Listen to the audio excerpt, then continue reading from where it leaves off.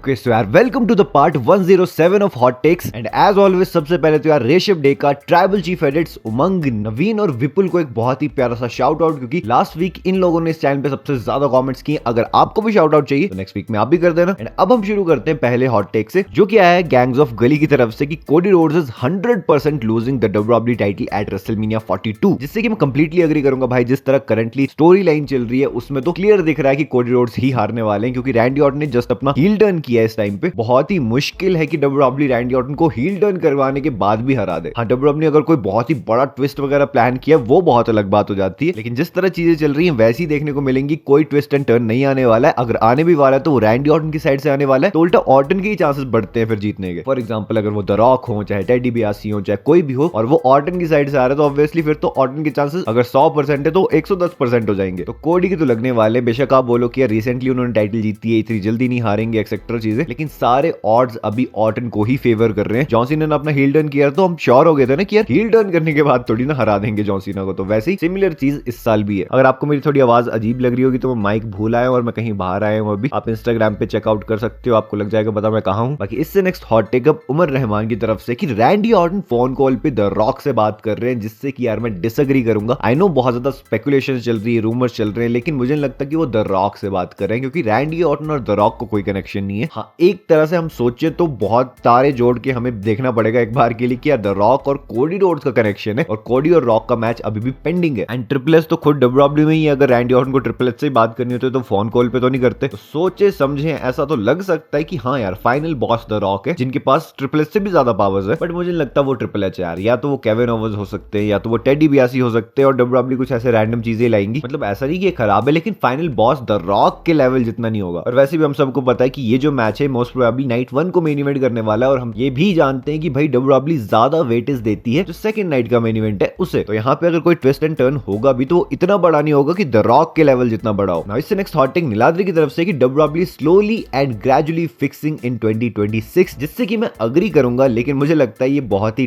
Temporary है। WWE अगर अभी थोड़ी बेटर हुई भी है तो वो इस वजह से क्योंकि अभी रोड टू रेसलमेनिया चल रहा है, और अगर रोड टू रेसलमेनिया के लेवल से देखा जाए तो बहुत ही ज्यादा डाउन है। इस टाइम पे जो मेरी पीक हाइप होती थी ना, मतलब दिल में सच में यार रेसलमेनिया आने वाली है, वैसी हाइप मुझे फील नहीं हो रही है यार। और मैं बहुत ही ऑनेस्टली बोल रहा हूँ, ये चीज बोलने को मैं बहुत हाइप क्रिएट कर सकता हूँ कि भाई मजे आ जाएंगे, ऐसा हो जाएगा वैसा हो जाएगा, लेकिन एज अ क्रिएटर वो सही होगा, लेकिन एज अ डब्ल्यूडब्ल्यूई फैन मुझे नहीं लगता कि मैं उतना ज्यादा एक्साइटेड हूँ जितना मैं हर साल हुआ करता था रेसलमेनिया के लिए। लास्ट ईयर से ये चीज होना शुरू हुई है कि रेसलमेनिया जैसी फील नहीं हो रही है यार। ऑल्दो बिल्डअप वैसा ही है सारा, चेंबर के बाद एक महीना हमें मिलता है, उसके बाद सिनेरियो क्रिएट होता है कि मेनिया आ रही है, इतने डेज अवे एक्सेट्रा चीजें। क्योंकि आप शोज के लेवल देख लो, पहले के शोज के लेवल कितने होते थे, किस तरह के कितने सारे मैचेस जो सच में इंपॉर्टेंट होते थे वो बुक होते थे मेनिया के लिए, लेकिन अब तो मतलब कुछ भी हो रहा है, क्या ही बोलना। हाँ, इट्स गुड कि डब्ल्यूडब्ल्यूई थोड़ी सी हील हुई है और ग्रेजुअली थोड़ी फिक्स होने लग गई है, लेकिन मुझे लगता है बहुत ही टेम्परेरी है, क्योंकि अभी रोड टू मेनिया चल रहा है, इसलिए वो अच्छे शोज बुक करने की कोशिश कर रहे हैं। हाँ, अदर महीनों से देखे तो अच्छे तो हैं, लेकिन उतने भी अच्छे नहीं जितने कि रोड टू मेनिया के लेवल के होने चाहिए। बाकी इससे next hot take shadow verse की तरफ से कि अब रेसलमेनिया में गुंथर अपना ओपन चैलेंज करेंगे और उसे अकीरा टोजावा नहीं भाई रोजावा एक्सेप्ट करेंगे, और फाइनली गुंथर को ओवरटेक करेंगे। डेफिनेटली भाई यही बैंगर्स देखने के लिए तो हम रेसलमेनिया देखते हैं यार। WrestleMania is all about moments, और यही वो मैच है जो कि मोमेंट क्रिएट कर सकता है। ये तो मेन इवेंट करेंगे, ये तो मतलब शो स्टीलर होगा यार रेसलमेनिया का। और मैं तो एक्सपेक्ट ही कर रहा था, मतलब गुंथर अगर ओपन चैलेंज करे तो अकीरा टोजावा उसे आंसर करे, भाई क्या मजे आ जाएंगे ना। बाकी इससे नेक्स्ट हॉट टेक यार शेख नवाज की तरफ से कि जॉन सीना रिटर्न करेंगे अपना रेसलमेनिया में, not as a wrestler but for the hype, which is pretty possible. मैं अग्री करूंगा आपकी बात से, जो कि हो सकता है मोस्ट प्रोबेबली। ये भी हो सकता है कि एजे स्टाइल्स को वही इंडक्ट करें, जो कि मतलब उतना सेंस तो नहीं बनाता, क्योंकि जॉन सीना और एजे स्टाइल्स भले ही काफी अच्छे इन रिंग परफॉर्मर्स रहे हैं साथ में, लेकिन वो बहुत बड़े राइवल्स नहीं है जैसे कि एजे स्टाइल्स के बाकी कुछ कंपेटिटर्स हैं। लेकिन हाँ, सीना प्रेजेंट हो सकते हैं मेनिया में, अपने सूट बूट में आ सकते हैं, और वैसे भी उनकी रिटायरमेंट के बाद पहली मेनिया आ रही है तो डब्ल्यूडब्ल्यूई उन्हें इनवाइट करेगी। बाकी सीना पे डिपेंड करता है। बाकी इससे नेक्स्ट हॉट टेक कब रेड X7 मैन की तरफ से कि Seth Rollins should have been transitional phase instead of Cody Rhodes, he would be better than Cody, जिससे कि यार मैं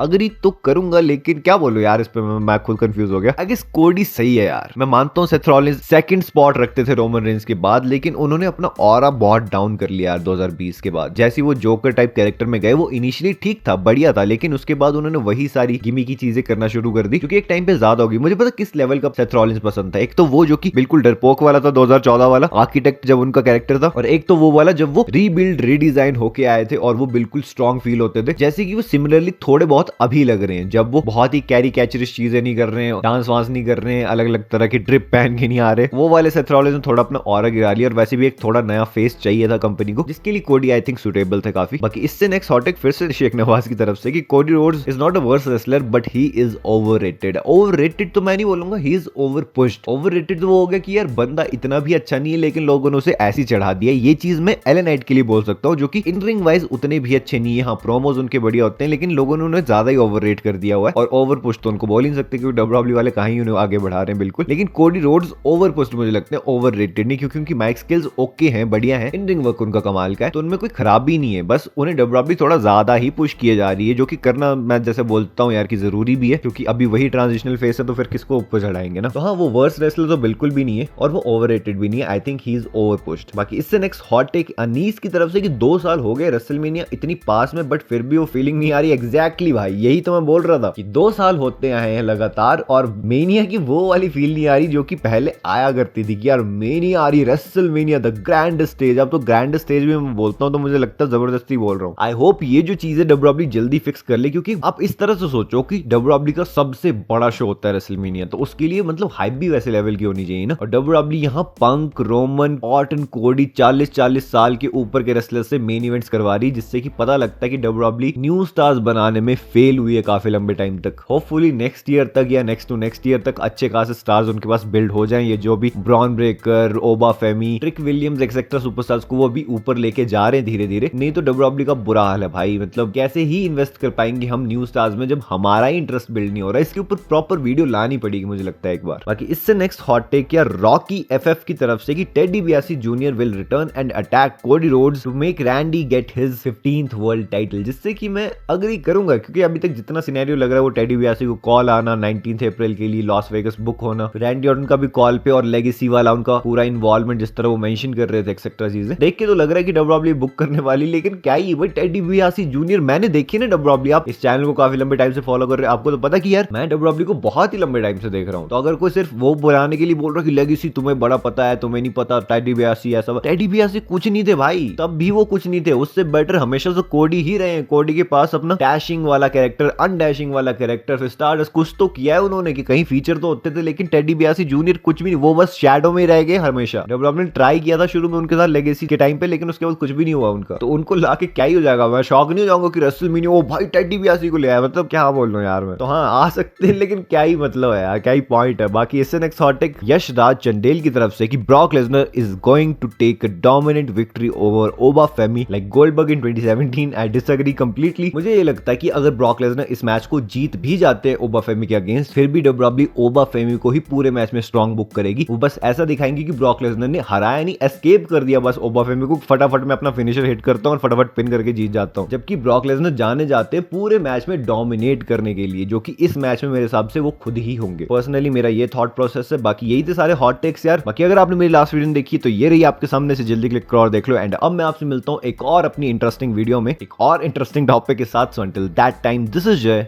साइनिंग आउट।